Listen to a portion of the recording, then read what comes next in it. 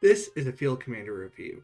When we got CY, we also got Shajar, and while she's not nearly as popular and as distinct a choice, I also wanted to cover her as a commander. So in today's video, we're going to be covering her skills, talents, overall formations you're going to want to use, and where you can maybe pair her off with somebody to make her a little more effective. Without further ado, let's get started.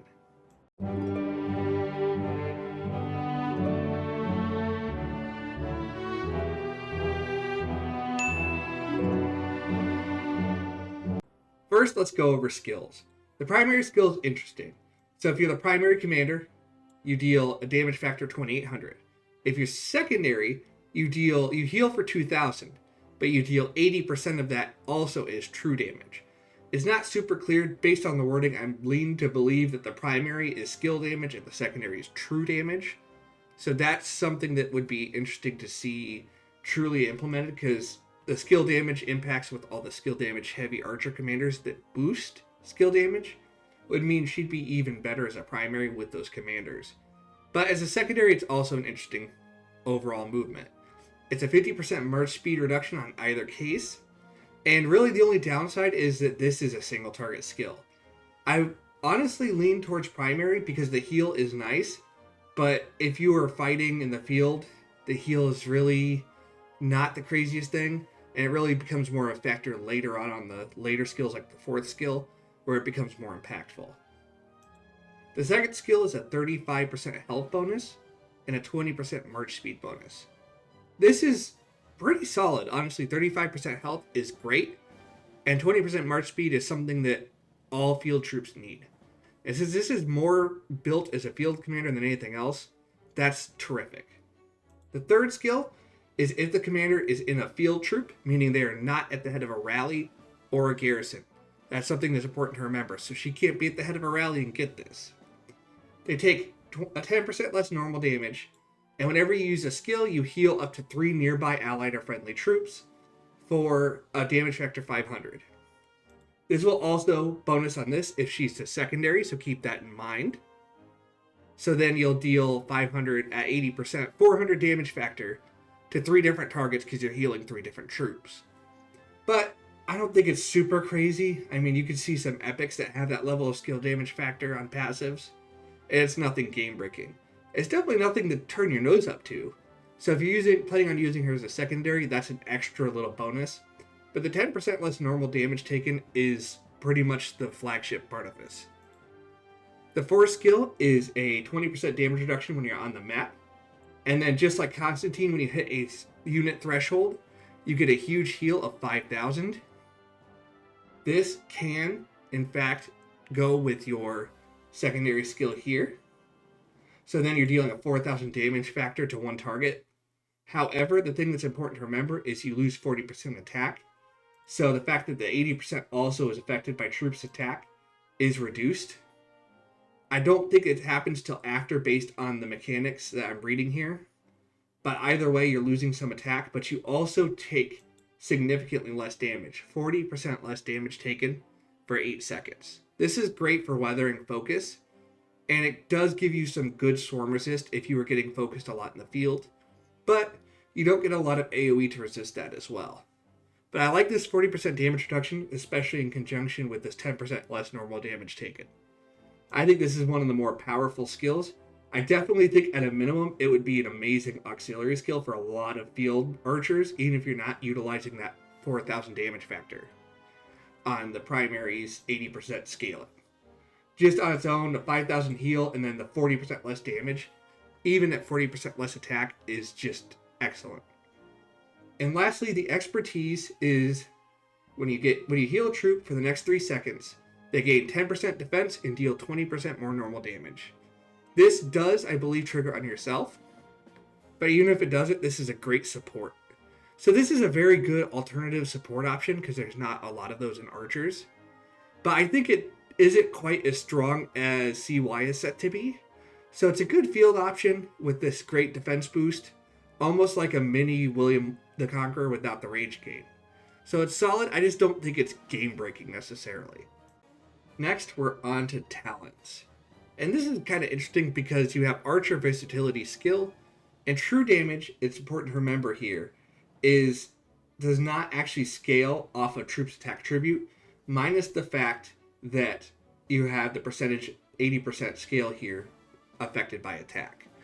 But skill damage bonuses do not necessarily help true damage, so that's something to keep in mind. So looking at this overall setup, it's very similar to what you would use for Nebu. You want to have the full investment into Feral Nature, because the extra 100 rage is just terrific no matter how you set up. Overall, the versatility tree is very weak, so even though this is a different tree, you won't be using any of that tree in versatility because it's just not very good. I like Venomous Sting because 8% more skill damage, but when you're talking about Shajar, it depends on who you have as her other commander. If you have another commander that uses skill damage, absolutely go to Venomous Sting. If not, you don't have to. The March Speed, Defense, and March Speed here can all be removed, so that gives you 9 extra talents. You could go Arrows Knocked to Attack to Full Quiver, and that would be 7, and then invest the last 2 in Attack here. Or you can invest it wherever else if you don't want to invest into Venomous Sting. But as of right now, the vast majority of commanders in Rise of Kingdoms are going to be using skill damage when it comes to archers. So Venomous Sting is going to benefit pretty much every secondary you're going to use with her, or every primary if you put her as a secondary. But in that case, talents are more or less irrelevant. But overall, with the skill tree, you just want this filled as much as possible. You can take out the 6% more skill damage, but taking 6% more skill damage for the same reason, but it's entirely up to you. Phoenix Tail Arrows is just pretty weak. So overall, even if you can't get a lot of utility, this is probably the setup you want to go with, or just pull back and go to Full Quiver here. But that's pretty much the basics of the talents overall, because it's just, with true damage, it's not as necessary, but you definitely want to be able to suit it to your other commander. Next, we are on to formations. And Circle is pretty much what you're going to be using for her as a commander, because it boosts all healing. However, since a commander pair is a pairing, you have another commander, so that can impact your choices. If you're using another commander that has a heal, like CY, Circle formation is the way to go. However, if you're using a commander that has a shield, Testudo is something else you can be using. However, the Archer meta doesn't really have a lot of shielding commanders, so that's something to keep in mind. So a lot of times you're just going to be focusing on Circle and benefiting her as much as possible. I have seen some options of using Hollow Square for less damage taken to support, or my sneaky suggestion is to use Echelon, because you affect money effect multiplied by 1.2% if it's a percentage, and her ability right here is 10% defense and 20% more normal damage. So at 1.2 times, you get 12% defense and 24% more normal damage dealt by anybody you heal. And you can heal up to 3 targets with your third skill here as long as you're in the field. So as a field commander, you heal for 500, possibly deal 400 back, and then give 12% defense and 24% more normal damage. So I think Echelon is a sneaky solid pick here as well, especially if you could pair them with another commander that will do more support buffs, like one that may come out in the near future. Last but certainly not least, let's talk about pairings and meta fits. And this is where it's a little more shaky, because she doesn't have a lot of commander kits since she has a unique kit that really sync up well with her. But there are 3 commanders that really stick out to me. So first is Herman. Herman does a nice little 3% more skill damage debuff, so then you can have a buff with Shajar and a debuff with Herman, and it makes a really good support pairing. In addition, you get some good stats in attack and defense, which you don't really get in her kit because she gives health, and you can stack 35% march speed. Tack on a little more skill damage on the AoE to help resist Swarm through that AoE. And then, in addition, the poison stacks that are super useful to help allies. And you get a really good support march that puts out very respectable damage. Next, we have Liang. This is the more classic option just because he's so solid. Huge AoE, which is great for keeping her alive. You get a nice little boost to health and damage dealt, and it's all damage, so it does not have to worry about being skill damage or true damage. It's all damage, which is terrific. And then the marquee effect, which is super great because it's all damage dealt. So the all damage dealt lines up super well with her kit because you don't have to worry about synchronizing the right type of damage. And the fact that you can get it out of the get-go means she's dealing a lot more. And of course, the probably most obvious solution is to use CY. The only one you really lose is that if you're a Garrison commander, you have a 20% chance to negate health and defense buffs, but you still get to keep the all archers. You get defense and march speed. You get a nice little heal here, which can be utilized by Shajar on her abilities. And then you do lose this if you're not targeting a rallied army, which is probably the case.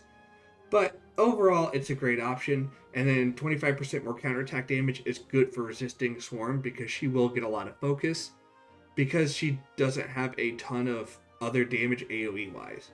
So having a commander like CY gives you a nice option there because you have 5 nearby enemy troops that are hit, and then you have the nice little counterattack damage to help resist Swarm.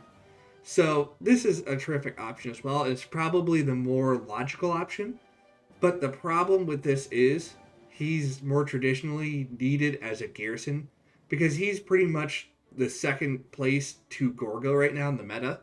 So utilizing him as a field commander really sells him short if you are a Garrison player because you need him as a Garrison. And if you're not a Garrison player, you're probably better off investing in other commanders because his primary use is Garrison, so it's kind of a catch-22. And that's where getting into the meta it's a problem because she doesn't have a lot right now that perfectly synchronizes with her. Like when we got Liang, he fit pretty seamlessly into the meta because he fit a lot of what YSG did, but better. So since this is a unique kit, you don't have as much of that. So because of it, it is something that is a little bit concerning.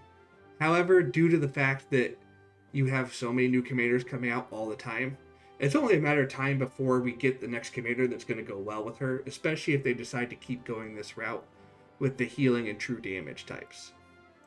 But with that, we will wrap up this discussion. While I'm not entirely sold that she's going to be top tier, I do think she's going to be really, really good.